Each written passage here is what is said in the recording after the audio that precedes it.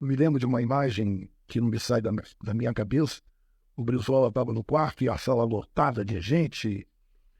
E ele vai até a janela quando o resultado está para sair, né? E o resultado sai. O Lula é o segundo colocado. Ele, da janela, ele cumprimenta a população que está na rua, em frente à casa dele, no prédio que ele mora, lá na Xavier da Silveira, em Copacabana. E ele retorna para o quarto com uma lágrima que lhe corre pela face. É o sonho da vida do Brasil, era o sonho do povo brasileiro de ser presidente do Brasil. Isso não tivesse eleição em 65. Veio a ditadura em 64, acabou as eleições.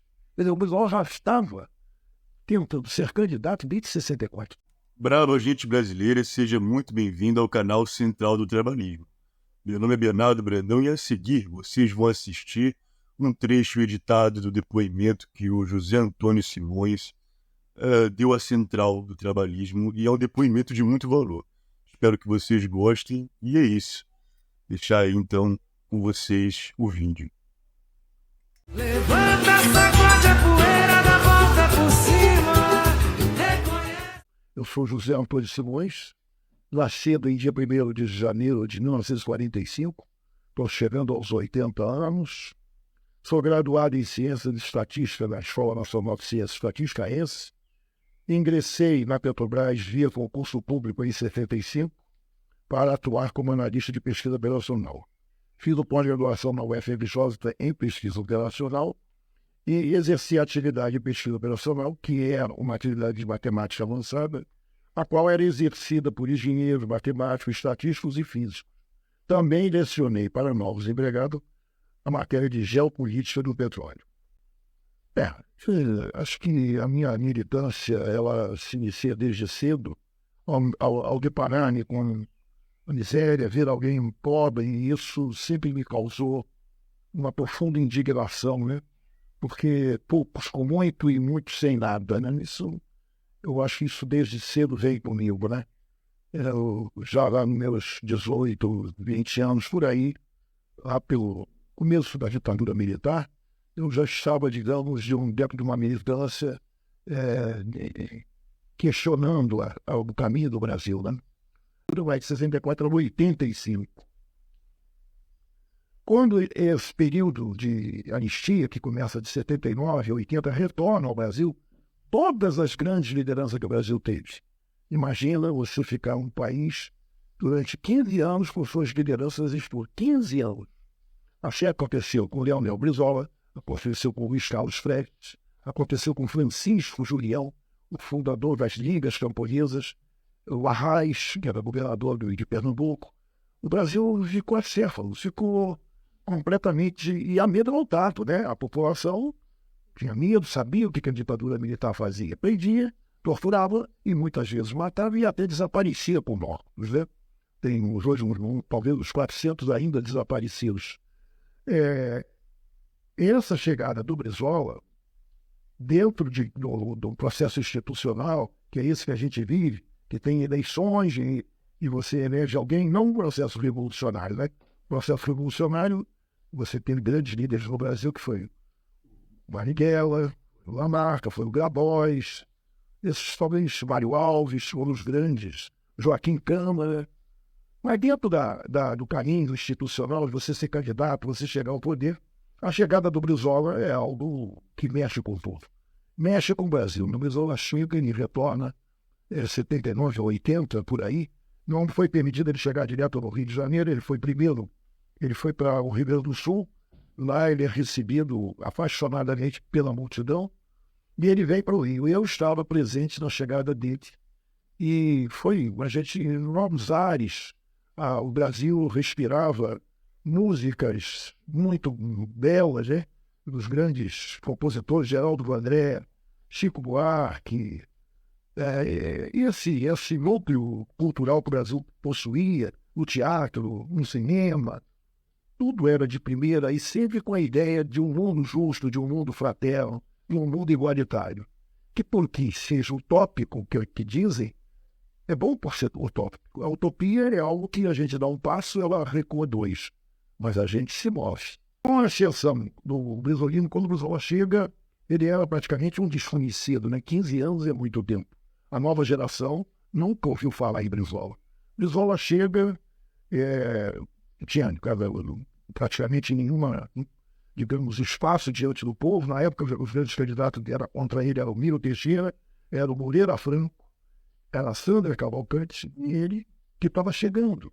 Mas impressionante, ele chegou e de imediato ele virou o nome maior da eleição. A grande elite brasileira, capitaneada pela TV Globo, logo ficou já na postura de boicotar a possível eleição dele. O candidato favorito da ditadura era o Moreira Franco. O conhecido, né, que o Brizola tinha o hábito de botar apelido, chamava ele de Gato Angorá. O Moreira Franco, de imediato, era o candidato da ditadura militar. E não se esperava que o Brizola pudesse, de fato, ganhar, né? Mas o Brizola vai, quando começa a contagem de votos, montar um esquema de fraude eleitoral, contrataram uma firma chamada Proconsult, e os votos dos candidatos eram somados contra o Brizola. Então, os resultados que a Globo apresentava era sempre o Moreira Franco na frente. Quando se percebeu, principalmente a Rádio Jornal do Brasil, foi uma coragem imensa, descobriu a fraude, e aquilo ali estava errado. O Brizola estava ganhando, não estava perdendo. O Brizola, muito inteligente, convoca toda a mídia internacional para assistir à vergonha que estavam fazendo. A Globo, lógico, estava envolvida nisso, né? E desmascarado de imediato a consulta.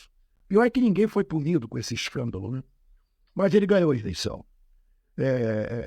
Isso é algo que levou ele a ser governador do Rio de Janeiro.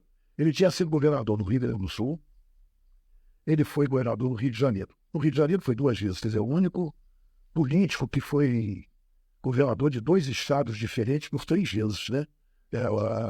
Essa é a grande marca do Brizola. Quando ele retorna e vai tomar um governo em 83, creio que é 83, e governa, a grande coisa do Brizola, a grande ideia, sempre o grande sonho, foi a educação. Ele trouxe o projeto junto com o Darcy Ribeiro, que era o grande mestre, né, o fundador da Faculdade de Brasília, e o grande arquiteto, que é Oscar Niemeyer, que vai fazer uma construção das escolas CIEP, né, o Centro Integrado de Escolas Públicas, mais barato, né, com piscina, e isso foi muito questionado. Mas esse primeiro governo dele no Rio de Janeiro chamou a atenção para o Brasil inteiro. Era possível educar pobre. Pobre tinha direito a ir para uma escola que tinha piscina. Pobre tinha direito a uma escola que tinha um dentista. Pobre tinha direito a uma escola que tinha um médico. E tinha comida. Tinha comida. Quer dizer, isso foi algo impressionante. Ele constrói o sambódromo, que foi profundamente criticado pela TV Globo, tanto que ela, no primeiro ano da estreia do sambódromo, ela recusou-se a passar o carnaval.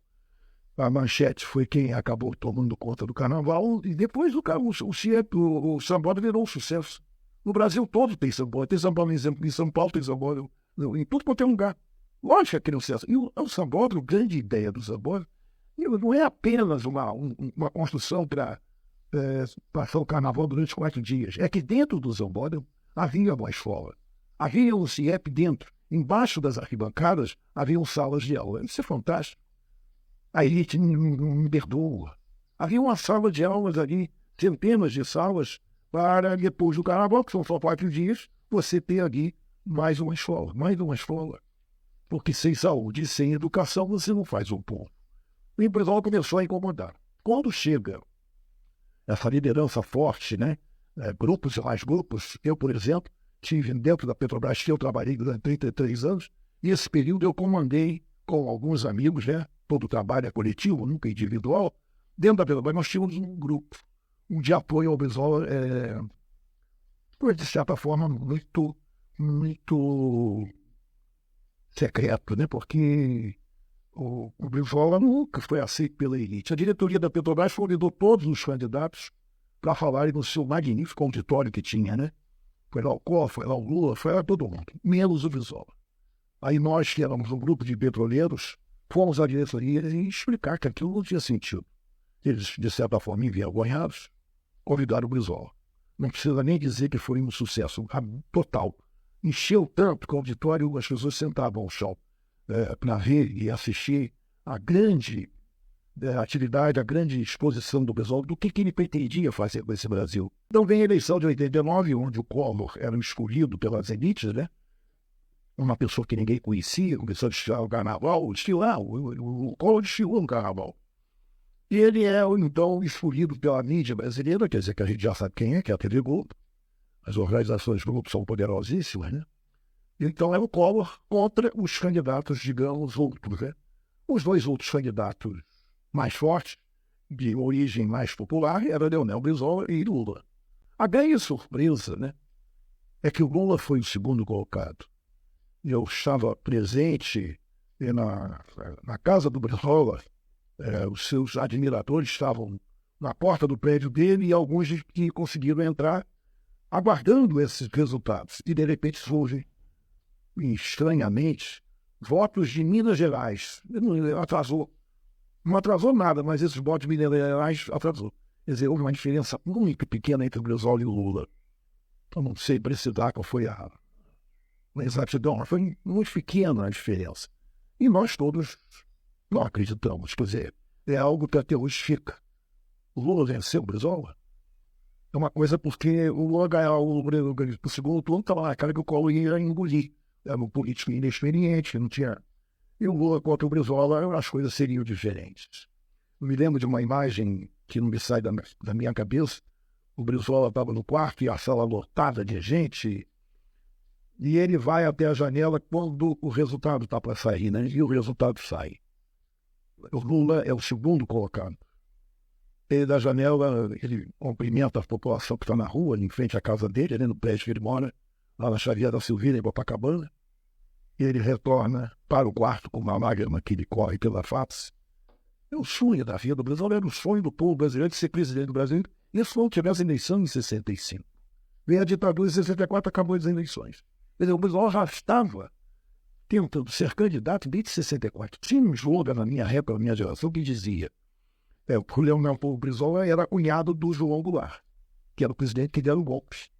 Então dizia-se, cunhado não é parente, Brizola para presidente. Quer dizer, eles criavam tudo quanto era coisa. Não, é cunhado, não pode ser candidato, não pode. Mentira, podia ser candidato. Aí esse slogan. E essa perda dessa eleição foi terrível para todo o processo brasileiro, né?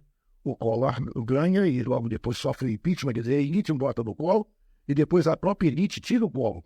Matam lá o chefe da campanha dele, que é o PC Farias, e o sonho acabou, né? O sonho, lógico que eles para conseguirem fazer um faz de conta, antes disso já tinha acontecido a eleição entre Moreira Franco e Darcy Ribeiro, onde você consegue derrotar o Darcy Ribeiro.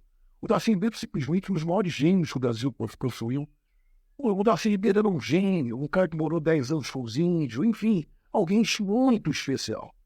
Ele é derrotado pelo Moreira Franco, de uma maneira também muito estranha, e o Brizola vai, naquela época não tinha, o cara não poderia ser eleito 2 vezes, né? Só podia governar durante um período e sair. Então o Brizola foi governador e tinha que sair, não tinha reeleição.